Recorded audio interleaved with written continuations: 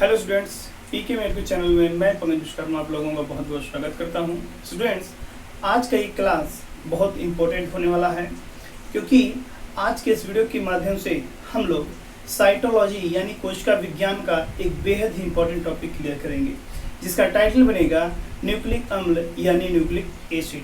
ये टॉपिक 9, 10, 11, 12 इसके साथ साथ बीएससी और एमएससी के क्लासेस में भी पूछा जाता है और आप लोग उस क्लासेस में इसको पढ़ेंगे भी। तो चलिए इस टॉपिक को क्लियर किया जाए। याद रखिएगा, ये टॉपिक है आपके बोर्ड एग्जाम के साथ साथ होम एग्जामिनेशन में भी 3 से लेकर के 5 नंबर में पूछा जाता है और इस टॉपिक को हम लोग मान के चलिए 2 से 3 वीडियो के माध्यम से क्लियर कर पाएंगे। ठीक है, तो चलिए स्टार्ट करते हैं। न्यूक्लिक एसिड यानी कि न्यूक्लिक अम्ल होता क्या है। तो सबसे पहली बात ये जानिएगा कि न्यूक्लिक अम्ल कहते किसे हैं। देखिए, न्यूक्लिक मतलब होता है केंद्रक में। ठीक है, न्यूक्लिक शब्द जो है ये न्यूक्लियस से बना हुआ है। केंद्रक ये नाम आप याद रखिएगा, जिसे हम लोग इंग्लिश में न्यूक्लियस कहते हैं। तो न्यूक्लिक मतलब होता है न्यूक्लियस में पाया जाने वाला। याद रखिएगा, एक ऐसा अम्ल जो कि खास तौर पे न्यूक्लियस यानी केंद्रक में ही पाया जाता है उसे हम न्यूक्लिक अम्ल कहते हैं। या परिभाषा ऐसे बता सकते हैं कि न्यूक्लियस यानी केंद्रक में पाए जाने वाले विशेष प्रकार के अम्ल को एसिड को हम न्यूक्लिक एसिड यानी न्यूक्लिक अम्ल कहते हैं। ये इसकी परिभाषा रही। अच्छा, इससे रिलेटेड कुछ खास बातें और जानते रहिएगा। जैसे यहाँ पर मैं कुछ सन लिखूंगा, याद कर लीजिएगा, इंपॉर्टेंट है। सन 1869 में एक साइंटिस्ट है जिनका नाम है फ्रीडरिक मिशर। ठीक है, फ्रीडरिक मिशर। इन्होंने सबसे पहले न्यूक्लिक अम्ल की खोज की थी। तो याद रखिएगा, अगर आपसे खोज पूछा जाए तो नाम आएगा फ्रीडरिक मिशर 1869 में। इसके अलावा इन्होंने न्यूक्लिक अम्ल की खोज करने के साथ साथ उस अम्ल को एक विशेष नाम दिया। क्या नाम दिया? न्यूक्लीन। ठीक है, ये नाम इंपॉर्टेंट है, याद रखिएगा। तो लिखना कैसे है कि केंद्रक में पाए जाने वाले अम्ल को न्यूक्लिक अम्ल कहते हैं। सबसे पहले 1869 में फ्रीडरिक मिशर नामक वैज्ञानिक ने इसकी खोज की थी, इसको देखा था और इसे नाम दिया था न्यूक्लीन। इसके बाद क्या हुआ, सन 1889 में एक साइंटिस्ट आए जिनका नाम है अल्टमान। इन्होंने इसे न्यूक्लीन को न्यूक्लिक अम्ल में बदल दिया, यानी नाम जिसका चेंज कर दिया। क्या नाम दिया? Nucleic acid. न्यूक्लिक एसिड कर दिया। तो ध्यान दीजिएगा, थोड़ा सा फर्क है। न्यूक्लीन जो नाम है ये सबसे पहले दिया गया था, बाद में इस नाम को न्यूक्लिक एसिड कर दिया गया। किसके द्वारा? अल्टमान के द्वारा। फिर क्या हुआ, सन 1893 में यानी 1893 में एक साइंटिस्ट जिनका नाम है कोशल, इन्होंने इस न्यूक्लिक अम्ल की रासायनिक संगठन, ठीक है, संगठन और संरचना के बारे में बताया। ठीक है, याद रखिएगा, खास तौर पे संगठन से रिलेटेड है ये चीजें आपसे पूछा जाएगा कि कंपोजिशन क्या होता है, यानी कि न्यूक्लिक एसिड में कौन कौन सी चीजें प्रेजेंट होती हैं, इसके बारे में कौन बताया था? कोशल ने बताया था। और इस चीज को बताने के लिए इन्हें सन 1903 में नोबेल पुरस्कार से सम्मानित किया गया था। कौन सा पुरस्कार? Nobel prize. ठीक है, नोबेल पुरस्कार से इन्हें सम्मानित किया गया था। याद रखिएगा, ये 4 सन है जो बड़े इंपॉर्टेंट है। ठीक है, इसके अलावा हम लोग आगे चलते हैं, देखते हैं न्यूक्लिक अम्ल के बारे में और जानकारी। तो नेक्स्ट रीडिंग होगा न्यूक्लिक अम्ल के प्रकार। ठीक है, न्यूक्लिक अम्ल के प्रकार रीडिंग है के प्रकार। तो याद रखिएगा, न्यूक्लिक अम्ल खास तौर पे सिर्फ 2 ही टाइप का होता है। एक आपका होता है डीएनए और दूसरा आपका होता है आरएनए। तो ये 2 टाइप के न्यूक्लिक एसिड प्रेजेंट होते हैं, ध्यान दीजिएगा। तो न्यूक्लिक अम्ल खास तौर पे 2 ही टाइप का होता है। इनके बारे में आपने प्रीवियस क्लास में पढ़ा होगा। ये चीज़ें खास तौर पे 6, 7, 8 के साइंस में भी दिया जाता है, एनसीईआरटी ने इसको मेंशन किया है। इसके अलावा आप 9th में पढ़ ही रहे हैं, 10 में भी पढ़ेंगे, 11 में भी, 12 में भी अगर आप बायोलॉजी लेते हैं तो चलिए देखते हैं।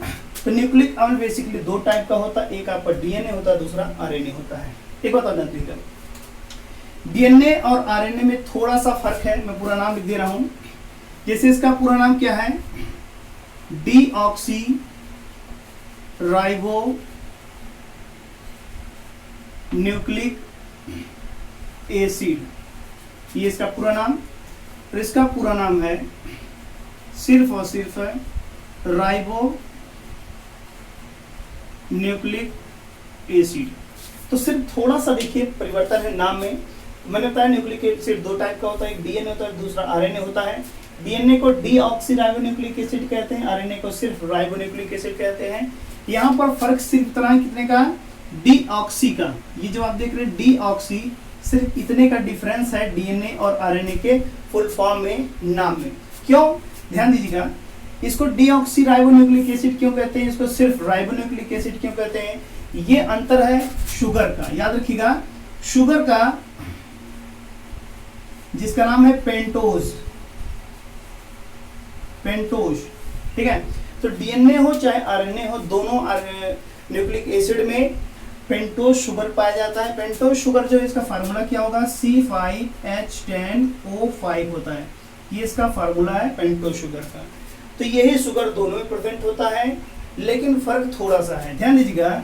इसमें जो शुगर होगा वो होगा C5H10O4।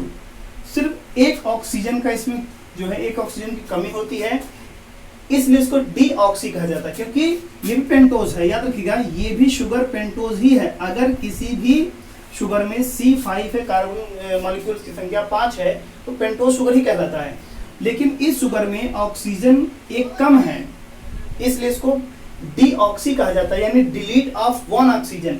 यहाँ पर देखेंगे 1 ऑक्सीजन जो है रिमूव हो जाता है, बचता है 4 ऑक्सीजन, इसलिए इसको डीऑक्सीराइबोज जो है शुगर कहा जाता है। तो ये भी शुगर जो है पेंटोज ही है, लेकिन इसको एक नाम दिया जाता है स्पेशली, डीएनए शुगर। क्या इसे हम क्या कहते हैं, डीएनए शुगर कहते हैं, याद रखिएगा। अच्छा, यहाँ पर क्या होगा, यहाँ पर फार्मूला सेम होगा, यानी C5H10O5 ही होगा, ठीक है। और ये शुगर भी पेंटोज है, मैंने बताया था, पेंटो मतलब 5, कार्बन संख्या कितनी होनी चाहिए, 5 होनी चाहिए। तो यहाँ पर देखेंगे सब कुछ वही है, इसको हम आरएनए शुगर कहते हैं। क्या कहते हैं, आरएनए शुगर कहते हैं। तो ये डिफरेंस होता है डीएनए और आरएनए में। हम लोग डीएनए और आरएनए में अंतर भी पढ़ेंगे, ठीक है। लेकिन यहाँ पर जो बताया जा रहा है, सिर्फ और सिर्फ डीएनए और आरएनए के नाम में अंतर क्या है, क्यों है, ये बताया गया। चलिए इसके आगे देखते हैं। तो ये था डीएनए का प्रकार, और डीएनए में कौन सा शुगर पाया जाता है, पेंटोज शुगर पाया जाता है। आगे देखते हैं डीएनए। चलिए हेडिंग बना लेते हैं। पहला आपका है डीएनए, ठीक है। तो हमारा हेडिंग बनेगा, फर्स्ट हेडिंग डीएनए यानी डीऑक्सी राइबो न्यूक्लिक एसिड, ये आपका फुल फॉर्म बनेगा। तो पहली बात बता दिया गया कि डीएनए में जो शुगर है वो कौन सा शुगर होता है, पेंटोज शुगर होता है, ठीक है। फार्मूला क्या होगा, जिसे हम क्या कहते हैं, डीएनए शुगर भी कहते हैं, डीएनए शुगर भी कहते हैं। फार्मूला है C5H10O4। दूसरी बात, अगर इसकी खोज के बारे में पूछा जाए, ठीक है, पहली बात आप जान लीजिएगा, डीएनए का पूरा नाम आप जान गए, डीएनए डीऑक्सीराइबोन्यूक्लिक एसिड होता है। इसके जो डेफिनेशन है, अगर ये परिभाषा पूछी जाए तो क्या कहेंगे हम, परिभाषा, डीएनए एक प्रकार का न्यूक्लिक अम्ल होने के साथ साथ ये एक प्रकार का आनुवंशिक पदार्थ भी है। 2 बातें हैं, याद रखिएगा। पहली बात, ये न्यूक्लिक एसिड भी है, और इसके अलावा ये एक टाइप का क्या है, आनुवंशिक पदार्थ भी है। तो दो बातें हैं, याद रखिएगा, जेनेटिक मटेरियल है। तो डीएनए एक प्रकार का न्यूक्लिक अम्ल होने के साथ साथ एक प्रकार का ये आनुवंशिक पदार्थ भी है। आनुवंशिक पदार्थ किसे कहते हैं?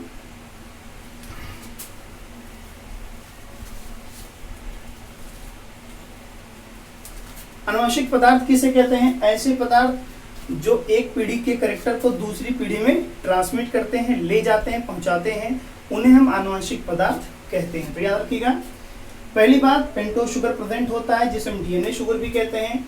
एक शुगर, इसमें एक ऑक्सीजन कम होता है, इसलिए इसको हम delete of one oxygen molecule यानी कि डीऑक्सीराइबोन्यूक्लिक एसिड कहते हैं। इसका पूरा नाम है, ये इसकी परिभाषा है। रही बात अगर खोज की, तो अगर पूछा जाए आपसे खोज किसने किया था, तो ज्यादातर बुक्स में जो आपके लोअर क्लासेस की बुक है, 10 की हैं, 9th की हैं, ऐसे क्लास के बुक में आपको फ्रेडरिक मिशर ही मिलेगा। फ्रेडरिक मिशर ही मिलेगा कि फ्रेडरिक मिशर ने ही डीएनए की खोज की थी। बट ऐसा अगर आप धीरे धीरे अपर क्लासों में जाएंगे, थोड़ा क्लियरेंस बढ़ेगा, स्पष्टीकरण और बढ़ेगा, तो वहां पर आपको मिलेगा कि सन 1950-51 में रोजालिंड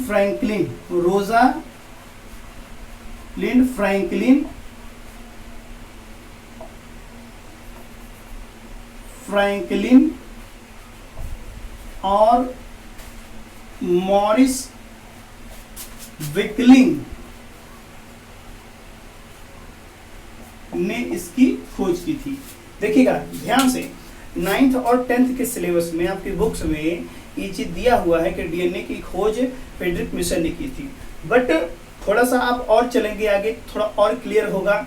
ठीक है, जैसे मैंने बताया कि आप अपनी बुक्स में पाएंगे कि गुणसूत्र की खोज जो है स्ट्रॉसबर्गर ने की थी, लेकिन ऐसा नहीं है। आप हायर क्लास की बुक उठाएंगे तो वहां पर आपको कार्ल वान नगेली का नाम मिलेगा। ठीक है, तो धीरे धीरे जैसे जैसे आप अपर क्लासेस में जाते हैं तो वैसे वैसे थोड़ा क्लियरेंस बढ़ता जाता है। तो याद रखिएगा 1950 या 51 में रोजालिंड फ्रैंकलिन और मॉरिस विकलिंग ने डीएनए की खोज की थी। अच्छा, जिस डीएनए की खोज की थी वो कौन सा डीएनए था? बी डीएनए था। याद रखिएगा, बी डीएनए की खोज जो है सर्वप्रथम हुई थी। ये बात आपको पता होनी चाहिए। ठीक है, इसके अलावा आपको ये भी पता होना चाहिए कि देखिए बी डीएनए क्या है, ये आप जानेंगे जब हम डीएनए के प्रकार पढ़ेंगे, तो उसमें आपको बताया जाएगा बी डीएनए क्या है, सी डीएनए क्या है। सन 1953 में एक साइंटिस्ट थे वाटसन और एक थे क्रिक। ठीक है, इन दोनों ने मिलकर के सबसे पहले डीएनए की संरचना प्रस्तुत की थी। संरचना वो भी कैसी? द्विगुणित। ये बड़ा इंपॉर्टेंट है। ठीक है, पूछा जाता है कि डीएनए की द्विगुणित संरचना यानी कि double helical model of DNA किसने दिया था? तो सबसे पहले किसने? वाटसन और क्रिक ने। ये हम पढ़ेंगे डीएनए की द्विगुणित संरचना क्या है अगले वीडियो के माध्यम से। डीएनए की संरचना में अभी आप बेसिक इंफॉर्मेशन जान रहे हैं डीएनए से रिलेटेड। याद रखिएगा, इसके लिए इन्हें यानी वाटसन और क्रिक को 1962 में नोबेल पुरस्कार मिला था। नोबेल पुरस्कार प्राप्त हुआ था। बहुत ही इंपॉर्टेंट खोज थी, क्योंकि आप जानते हैं कि डीएनए क्या है, ये हमारे शरीर की सभी कोशिकाओं में पाए जाने वाला एक बेहद ही इंपॉर्टेंट आनुवंशिक पदार्थ है। तो यही वो पदार्थ है जो हमारे पेरेंटिक कैरेक्टर को, हमारे कैरेक्टर्स को हमारे नेक्स्ट जनरेशन में ले जाता है। इसके अलावा बता दूं मैं, डीएनए पर चार्ज क्या होता है? याद रखिएगा, डीएनए नेगेटिव चार्ज का होता है। ये बड़ा इंपॉर्टेंट है, आपसे पूछा जाता है कि डीएनए किस चार्ज का होता है, प्लस का, माइनस का, किसका? तो याद रखिएगा, डीएनए नेगेटिव चार्ज का होता है, यानी कि ऋण आवेशित होता है। ये बड़ा इंपॉर्टेंट पॉइंट है। ठीक है, इसके अलावा अगर हम डीएनए की संख्या की बात करें तो एक ह्यूमन बॉडी की, हम सिर्फ इंसान की बात कर रहे हैं क्योंकि अलग अलग जीवों के शरीर के अंदर डीएनए की संख्या अलग अलग होती है। ठीक है, ये बात आप जानते रहिएगा। तो अगर आपसे डीएनए की संख्या पूछी जाए ह्यूमन बॉडी में, ठीक है, तो होती है 46 डीएनए प्रेजेंट होते हैं। ठीक है, इन ईच सेल, याद रखिएगा, प्रत्येक कोशिकाओं में इनकी संख्या 46 होती है। ठीक है। तो सेल दो टाइप के होते हैं, मैंने बताया था। एक होता है दैहिक कोशिकाएं, शरीर की कोशिकाएं, उन्हें 46 मिलेगा। और शरीर में जो स्पर्म होते हैं और एग होते हैं फीमेल बॉडी में, शुक्राणु और अंडाणु, इनमें इनकी संख्या हाफ होती है। तो इस बात को आप याद रखिएगा, ठीक है। इसके अलावा आप ये भी याद रखिएगा कि सभी डीएनए की जो साइज है वो अलग अलग होती है। कुछ डीएनए छोटे हैं, कुछ बड़े होते हैं। तो अकॉर्डिंग टू साइज अगर देखें, सबसे जो छोटा डीएनए होता है वो 10 mm का होता है। याद रखिएगा, सबसे छोटा ह्यूमन डीएनए 10 mm का होता है। और सबसे बड़ा डीएनए जो होता है ये 85 mm का होता है, सबसे बड़ा डीएनए। ये बात आप याद रखिएगा। इसके अलावा अगर बात करें हम कि अगर 46 डीएनए को, सभी डीएनए को जोड़ दिया जाए आपस में, तो नियर अबाउट 2 मीटर लंबा डीएनए बन सकता है। कितना? 2 मीटर। 2 मीटर लंबा डीएनए हो सकता है अगर आप 46 डीएनए को, सभी डीएनए को आपस में जोड़ दें तो, ठीक है। तो इसके बाद हम लोग आगे देखते हैं। ये बेसिक इंफॉर्मेशन था डीएनए से रिलेटेड जो आपको जानना चाहिए, ठीक है। और एक बात और मैं बता दूं, जानकारी के लिए है कि डीएनए एक प्रकार का आनुवंशिक पदार्थ है। इस बात की पुष्टि पूछी जाती है तो किसने की थी? पुष्टि हर्शे और चेज ने। ये बेहद ही इंपॉर्टेंट टॉपिक है। अगर आपसे ये पूछा जाए कि डीएनए को आनुवंशिक पदार्थ होने की पुष्टि किसने दी थी, तो हर्शे और चेज ने। बड़ा ही इंपॉर्टेंट नाम है। इसके अलावा अगर हम बात करें कि ह्यूमन बॉडी में 46 डीएनए होते हैं, इसके अलावा जो है शुक्राणु में और अंडाणु में 23 डीएनए प्रेजेंट होते हैं। इसको भी किसने बताया था? तो एक नाम है अल्फ्रेड मस्काई का। ये नाम आप याद रखिएगा, अल्फ्रेड मस्काई का, ठीक है। यानी कि ह्यूमन बॉडी में 46 डीएनए होते हैं प्रत्येक कोशिकाओं में, लेकिन शुक्राणु और अंडाणु को छोड़ करके, क्योंकि इनमें हाफ होते हैं। इस बात की पुष्टि किसने की थी? अल्फ्रेड मस्काई ने। लेकिन याद रखिएगा, डीएनए ही एक प्रकार का आनुवंशिक पदार्थ है। इसकी पुष्टि किसने की थी? हर्शे और चेज ने। यानी कि लास्ट मान्यता किसने दी थी? हर्शे और चेज ने। तो अभी हम लोगों को और भी तमाम टॉपिक्स क्लियर करने हैं, जैसे कि डीएनए के प्रकार को देखना है, ठीक है। डीएनए के प्रकार, डीएनए की संरचना, इसके कार्य, तमाम चीजें भी बची हुई हैं। मैंने बताया कि इसमें 3 से 4 वीडियोस बन सकते हैं, क्योंकि टॉपिक लंबा है और बेहद ही इंपॉर्टेंट है, इसलिए आप सभी वीडियोस को देखिएगा लास्ट तक। चलिए, तो डीएनए के प्रकार की बात करते हैं। वैसे तो पहली बात, अगर हम आकार के आधार पे बात करें, आकार के आधार पर याद रखिएगा, डीएनए अकॉर्डिंग टू शेप जो है बेसिकली 2 ही टाइप का होता है। आकार के आधार पे कि वो कैसा दिखता है, 2 टाइप का होता है। पहला आपका होता है रेखीय डीएनए, ठीक है, रेखीय डीएनए, यानी कि लीनियर डीएनए। ये लीनियर डीएनए कैसे होता है, ध्यान दीजिएगा। रेखीय डीएनए माने होता है सीधा साधा, एकदम ऐसे डीएनए। ये जो आप डीएनए देख रहे हैं, इस टाइप का जो डीएनए होता है, इसको हम रेखीय डीएनए बोलते हैं। बड़ा इंपॉर्टेंट पॉइंट है, याद रखिएगा। और दूसरा जो डीएनए है, जिसे हम वृत्ताकार डीएनए कहते हैं, वृत्ताकार डीएनए कहते हैं, यानी कि सर्कुलर डीएनए कहते हैं। अकॉर्डिंग टू, मैं आकार की बात कर रहा हूँ, शेप की बात कर रहा हूँ, तो कुछ डीएनए ऐसे आपस में ऐसे उलझे होते हैं, आपस में गुंजे होते हैं। उस टाइप के डीएनए को हम क्या कहते हैं? सर्कुलर डीएनए या फिर वृत्ताकार डीएनए। याद रखिएगा, इस टाइप का डीएनए खास तौर पे जो है दोनों सेल्स में, अगर देखिए सेल जैसे कि बताया था 2 टाइप की होती हैं, ठीक है। अगर प्रोकैरियोटिक सेल है, कौन सी सेल? Prokaryotic cell. ये क्या होता है मैंने पिछले वीडियो के माध्यम से समझाया था। आप कक्षा 9 की प्लेलिस्ट को ओपन करेंगे तो वहाँ पर आपको सेल से रिलेटेड 25 वीडियो मिलेंगे। आप हर चीज़ के बारे में, हर कोशिकाओं के बारे में डिटेल समझ सकते हैं, तो उसमें आपको मिल जाएगा। तो प्रोकैरियोटिक सेल में दोनों टाइप का डीएनए प्रेजेंट होता है, याद रखिएगा। बोथ डीएनए क्या होते हैं? प्रेजेंट होते हैं, ठीक है। इसके अलावा अगर हम प्रोकैरियोटिक में सिर्फ और सिर्फ आपको कौन सा? सर्कुलर डीएनए मिलेगा, ठीक है। कौन सा डीएनए? Circular DNA. ये वाला डीएनए जो होता है ये बैक्टीरिया जैसे ही तमाम कोशिकाओं में प्रेजेंट होता है। लेकिन अगर यूकैरियोटिक सेल है, कौन सा है? यूकैरियोटिक सेल है, तो ऐसे सेल्स में आपको बोथ डीएनए प्रेजेंट हो सकते हैं, ठीक है। बोथ डीएनए मिलेंगे। ये इंपॉर्टेंट पॉइंट याद रखिएगा। प्रोकैरियोटिक सेल में केवल सर्कुलर डीएनए होता है, लेकिन यूकैरियोटिक सेल में सर्कुलर डीएनए भी मिल सकता है और लीनियर डीएनए भी मिल सकता है, तो याद रखिएगा। तो ये था आपका अकॉर्डिंग टू शेप एंड। तो देखते हैं नेक्स्ट डीएनए, दूसरी टाइप की बात करते हैं। बी तुम्हारा बनेगा धागे के आधार पर, धागे के आधार पर, ठीक है।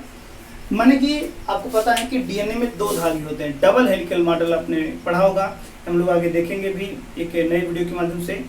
तो धागे के आधार पर अगर आपसे पूछा जाए कि डीएनए कितने टाइप का होता है, तो भी दो टाइप का होता है, ठीक है, याद रखिए। एक आपका होता है एसएस डीएनए, एसएस डीएनए, और दूसरा आपका होता है डीएस डीएनए, डीएस डीएनए, याद रखिएगा। एसएस मीन्स होता है सिंगल स्टैंडर्ड, कैसा? सिंगल स्टैंडर्ड डीएनए, ठीक है, एक धागे का डीएनए। और डीएस में होता है डबल स्टैंडर्ड, यानी दो धागे का डबल स्टैंडर्ड डीएनए। तो ये फर्क है धागों की संख्या के आधार पे। जैसा कि आपको पता है कि आपने सिर्फ ये वाला डीएनए देखा होगा, इस टाइप का जो डीएनए होता है, ये वाला जो डीएनए होता है, इसको हम लोग डबल स्टैंड बोलते हैं। डबल स्टैंडर्ड यानी इसमें दो धागे होते हैं। आप देख रहे हैं एक धागा इधर चल रहा है, एक धागा इधर चल रहा है, रस्सी की तरह आपस में लिपटे होते हैं दो धागे, तो वो होता है डबल स्टैंडर्ड डीएनए। अगर इन दोनों धागों को हम हटा दें तो सिर्फ एक धागा बचता है। तो एक धागा जो होता है ये आपका सिंगल स्टैंडर्ड डीएनए कहलाएगा। याद रखिएगा, दो धागे होंगे तो डबल स्टैंडर्ड डीएनए, एक धागा होगा तो सिंगल स्टैंडर्ड डीएनए। ये एक धागा अभी डीएनए कहलाएगा, आरएनए नहीं कहलाएगा। क्यों? क्योंकि इस पर अभी थायमिन बेस प्रेजेंट है। क्या है? थायमिन बेस प्रेजेंट है। जब तक इस धागे पर टी, थायमिन बेस, अभी टी क्या होता है हम लोग डीएनए की संरचना में समझेंगे इसको। तो जब तक इसके ऊपर ये प्रेजेंट रहेगा, टी बेस प्रेजेंट होगा, तब तक ये धागा अभी सिंगल स्टैंडर्ड डीएनए ही कहलाएगा, तो याद रखिएगा। इसके अलावा और भी तमाम प्रकार के डीएनए होते हैं, जैसे सी डीएनए होता है, यानी जो क्लोरोफिल में प्रेजेंट होता है।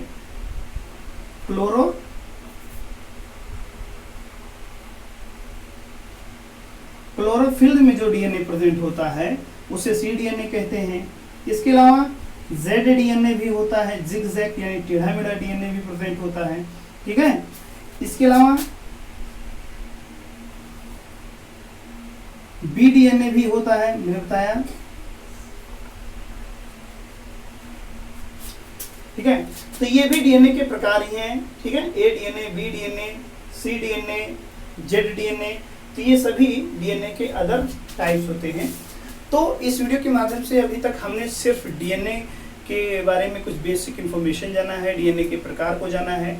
नेक्स्ट वीडियो के माध्यम से हम लोग डीएनए की संरचना को जानेंगे और डीएनए के कार्य को जानेंगे, और भी आरएनए भी पढ़ना हम लोगों को, फिर उसके बाद डीएनए और आरएनए में अंतर पढ़ना है, ठीक है। तो याद रखिएगा, ऐसी तमाम बातें भी हम और जानते हैं। तो इतना लिखने के बाद आपका कुछ बेसिक इन्फॉर्मेशन जो है वो क्लियर हो जाएगा, ठीक है। तो अगर आपसे कभी ये भी बात पूछी जाए कि डीएनए बनता कैसे है, ठीक है, तो उसके बारे में भी आप थोड़ा सा इसी में जिक्र कर लीजिएगा। डीएनए में आप देखेंगे डीएनए का फॉर्मेशन कैसे होता है। तो आरएनए जो होता है, आरएनए और इसके अलावा प्रोटीन, ठीक है, प्रोटीन, तो ये दो चीजें मिलकर के डीएनए का फॉर्मेशन करती हैं। तो ये बात आपको जानना चाहिए। कभी भी अगर डीएनए कैसे बनता है, तो एक डीएनए जो होता है आरएनए और प्रोटीन से मिलकर बना होता है। चलिए नेक्स्ट वीडियो में कुछ और बातें क्लियर होंगी, तब तक के लिए नमस्कार।